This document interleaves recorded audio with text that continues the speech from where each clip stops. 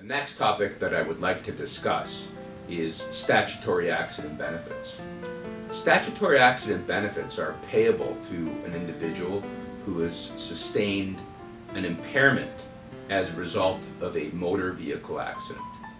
So the person could have been the operator of a motor vehicle, a passenger in a motor vehicle, a pedestrian, a cyclist, and the person would need to demonstrate by medical evidence that he or she has sustained some form of physical injury or psychological injury.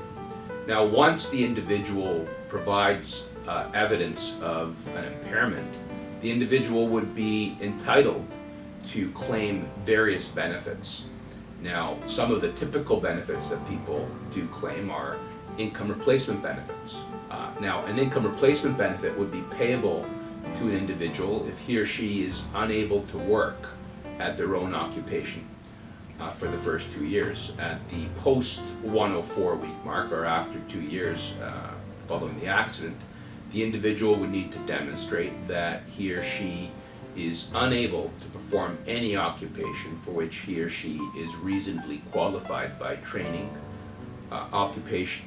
After 2 years, the individual would need to demonstrate that he or she is unable to perform any occupation for which he or she is reasonably qualified by training, education, or experience.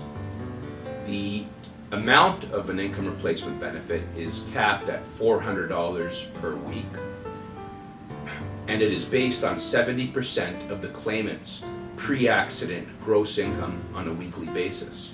So if the individual was making more than $400 per week on the basis of that calculation, nevertheless, the income replacement benefit amount would be restricted to the sum of $400 per week. Another type of benefit that a claimant may be entitled to is a non-earner benefit. A non-earner benefit is payable to an individual where he or she has sustained a complete inability to carry on a normal life. And that's based on medical evidence, and it's based on a comparison between pre-accident and post-accident functioning.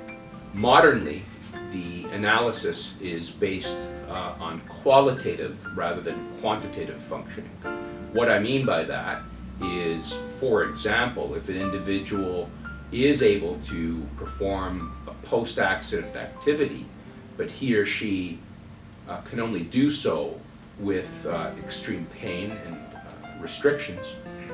Modernly, however, the analysis is based on a qualitative rather than a quantitative analysis.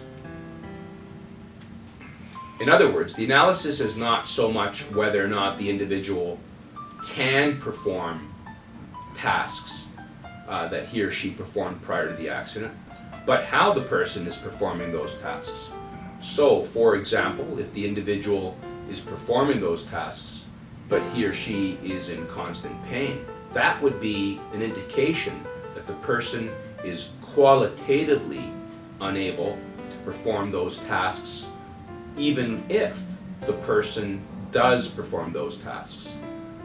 So, for example, if the individual was an avid golfer before the accident and he or she does return to that activity after the accident, but he or she does so slowly and in constant pain and with restrictions, that would be an indication of a qualitative impairment, and that would be incorporated into the analysis of entitlement to non-earner benefits. In addition, a person who has sustained an impairment would be entitled to medical and rehabilitation benefits. If the injury is determined to fall in within the minor injury guideline, the person would be restricted to insurance limits of $3,500. However, for injuries that fall outside the minor injury guideline, the insurance limits would be the sum of $50,000, and if the person has sustained a catastrophic impairment, the limits would be increased to $1 million. There are, of course, other benefits that a person may be entitled to under the accident benefit schedule. Thank you.